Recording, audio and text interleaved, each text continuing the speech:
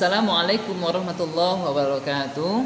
Alhamdulillah Nanda sekalian, hari ini saya akan melanjutkan pembelajaran kita pada video pendek dan singkat ini, khususnya untuk pelajaran tematik pada mupel ilmu pengetahuan alam. Nah, apa kabarnya semua Nanda? Semoga kalian selalu dalam keadaan sehat walafiat, ya.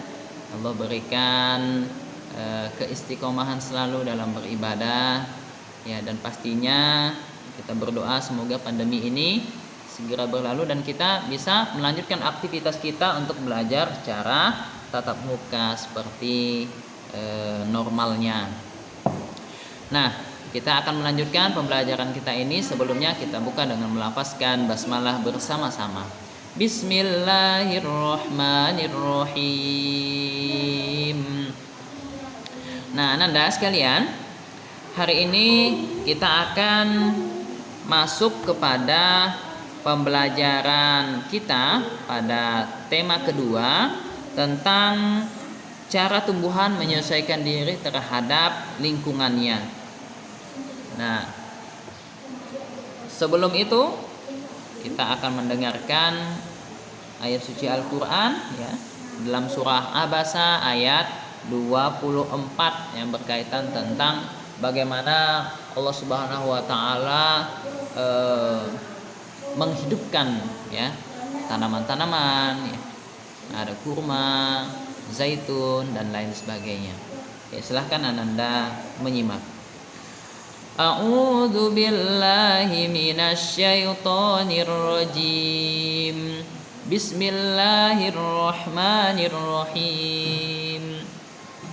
Falyanzuril insanu ila ta'amih anna sababnal ma'a sabba thumma syaqaqnal arda syaqqa فأنبتنا فيها حبا وعنبا وقضبا وزيتونا ونخلا وحدائق غلبا وفاكهة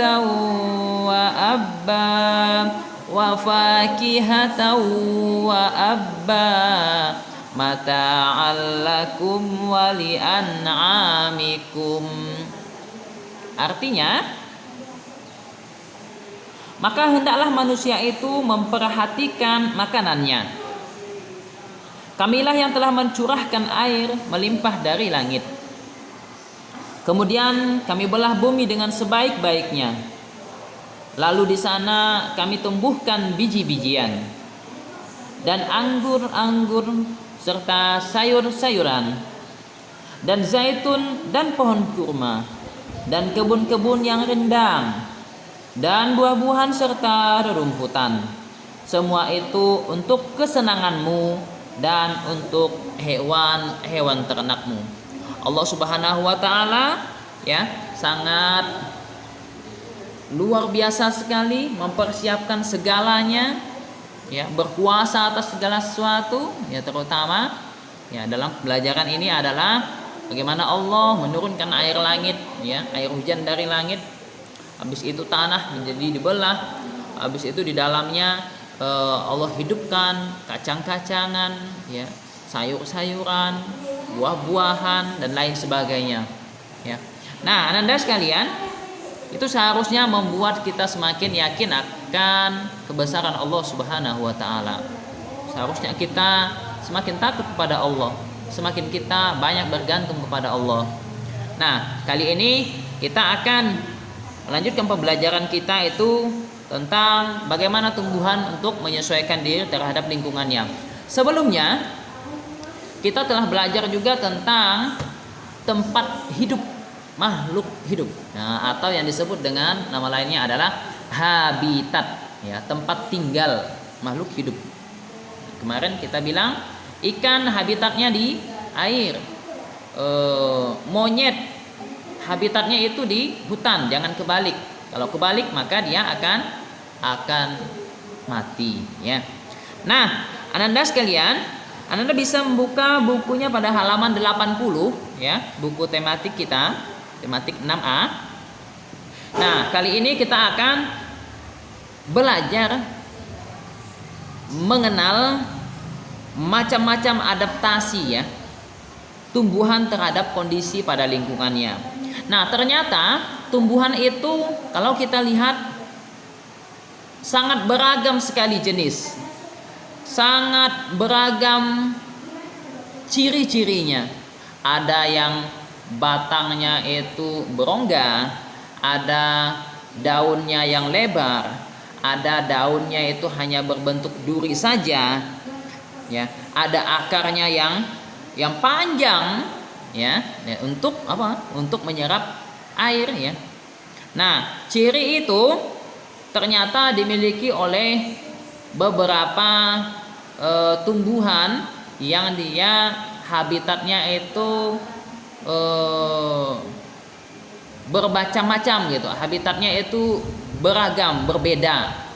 Ya, kita contohkan misalkan tumbuhan begonia, tempat hidupnya itu di tempat yang lembab. Jika kita letakkan kepada tanah yang banyak airnya, maka dia tidak akan sehat. Ya, sama dengan kaktus. Kaktus itu tempatnya itu di gurun, tempat yang memerlukan sedikit sekali air. Tapi kalau kita berikan tempat yang lebih banyak airnya, bisa jadi tanaman itu akan mati juga. Nah, adaptasi itu ya sangat mempengaruhi hidup dari tumbuhan, ya. Makanya tumbuhan itu sangat memerlukan sekali yang namanya proses adaptasi pada lingkungannya.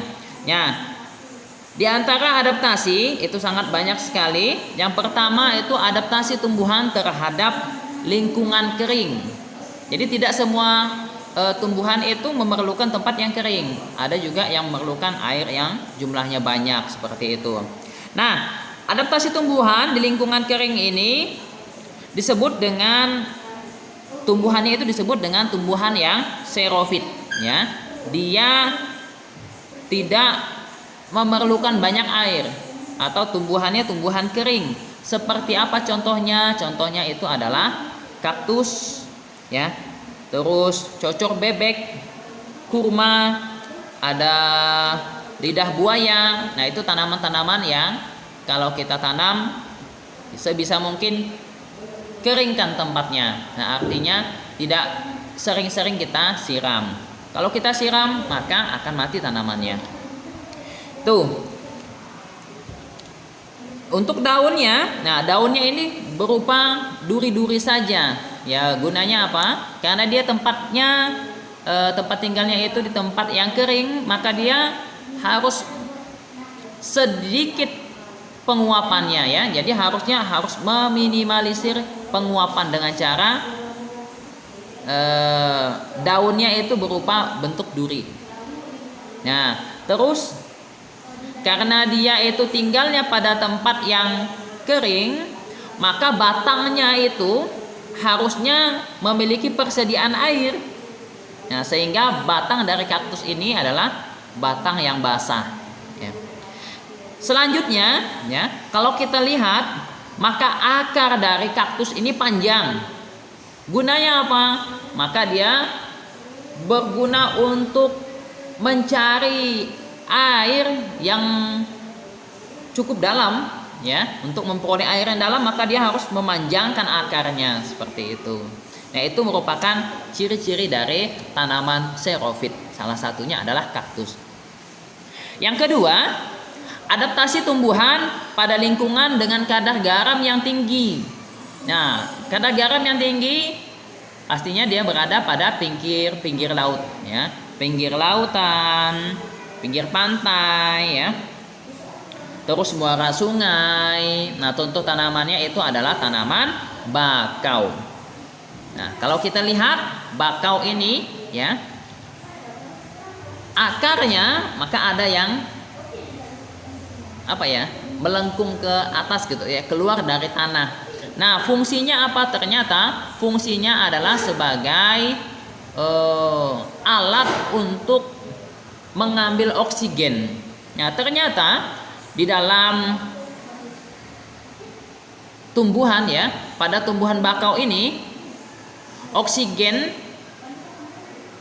yang diterimanya itu sangat sedikit. Nah, sehingga apa? Sehingga dia harus mencari oksigen tambahan.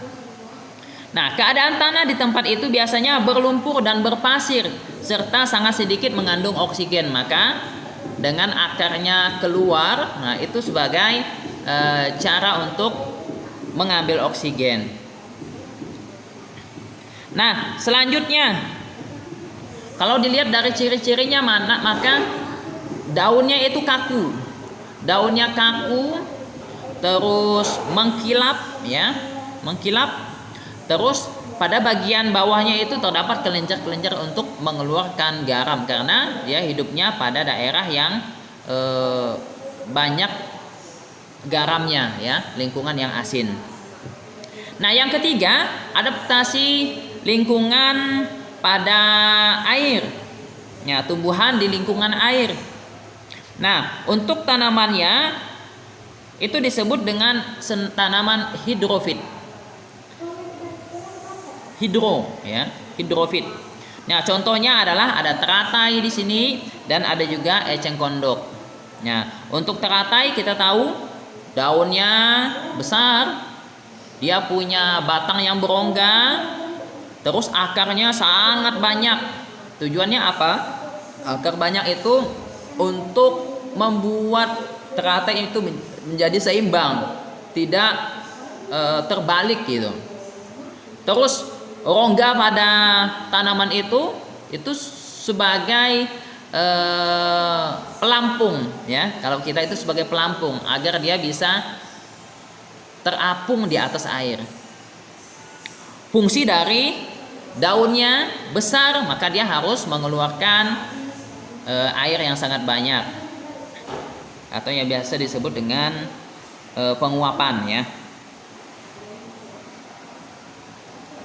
Nah, yang keempat itu adaptasi tumbuhan pada lingkungan lembab yang disebut tadi ya, yaitu contoh tanamannya adalah begonia dan pakuan ya. Tanaman paku yang disebut higrofit ya, dia juga disebut sebagai tumbuhan higrofit pada lingkungan yang lembab. Untuk tanaman yang lembab ini maka kita tidak boleh jemur dia ya, kita jemur sampai kering ya, biarkan dia di lapangan terbuka, itu jangan.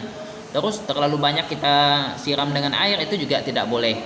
Nah, yang kelima ini adalah tanaman dengan miskin nitrogen. Ini contohnya itu adalah Venus, ada kantong semar.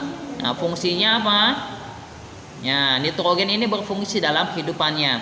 Dia hidupnya pada tanah yang miskin nitrogen, maka dia harus mencari nitrogen tambahan dengan cara memakan serangga yang lewat di depannya atau masuk ke dalam kantong semar itu atau di dalam Venus ya, tanaman Venus itu ya. Kalau ada hewan yang masuk maka dia akan tertutup, otomatis menutup, memerangkap ya, jadi bukan perangkap itu. Nah, selanjutnya yang kedua itu adalah penyesuaian tumbuhan untuk berkembang biak. Nah, tumbuhan juga memerlukan cara untuk menyesuaikan diri agar dia tetap bisa berkembang biak. Yang pertama, contohnya itu adalah bunga Rafflesia. Dia mengeluarkan bau busuk. Tujuannya apa? Untuk menarik perhatian serangga. Jadi serangga ini ada yang suka dengan bau-bau busuk, itu dikiranya makanan. Ya, ketika dia mencium ada bau aroma yang tidak enak, maka dia langsung mengejar itu. Nah, bunga Rafflesia ini ya, bisa mengeluarkan bau busuk itu. Dan fungsi ya, manfaat bagi bunga Rafflesia tersendiri itu sebagai pembantu dalam penyerbukannya ya. Contohnya apalagi lebah ya, kembang itu kan, bunga-bunga yang indah-indah didatangi oleh lebah untuk membantu penyerbukan juga, ya, selain dia menghisap madunya. Nah, yang kedua itu mawar, melati anggrek, memiliki mahkota yang indah. Fungsinya ya itu menarik kumbang, ya, untuk membantu dalam penyerbukan tadi. Nah, yang ketiga itu adalah bunga dandelion, ya, memiliki cara unik dalam penyebaran benihnya. Benih yang sekaligus buahnya memiliki struktur tambahan seperti serabut halus yang membantunya agar mudah terbawa angin. Nah, dia punya rambut-rambut, ya, rambut-rambut yang banyak sekali, dan itu membantu dia bisa terbang, ya, kena angin naik ke atas, kena angin naik ke atas, akhirnya bertebaran kemana-mana. Ya, itulah sebagai benih, ya, itu sebagai bantu perkembangbiakan. Nah, mungkin itu yang dapat disampaikan ya kepada Ananda sekalian. Ya, semoga yang singkat ini dapat memberikan manfaat dalam bantu penjelasan kepada Ananda belajar di rumah. Nah, untuk penugasan insya Allah akan dikirimkan pada Google Classroom. Jangan lupa absensi, ya, terus amal yaumiyah dijalankan, ya. Semoga kita diberikan keistiqomahan dalam melaksanakan menjalankan ibadah dan mengisi amal yaumi tersebut. Oke, itu saja mungkin Anda sekalian. Jika ada yang tidak berkenan di hati, ada yang bingung, boleh ditanyakan, ya. Nah, kita tutup dengan hamdalah, alhamdulillahirabbil alamin. Subhanakallahumma wa bihamdika asyhadu an la ilaha illa anta astaghfiruka wa atubu ilaik. Assalamualaikum warahmatullahi wabarakatuh.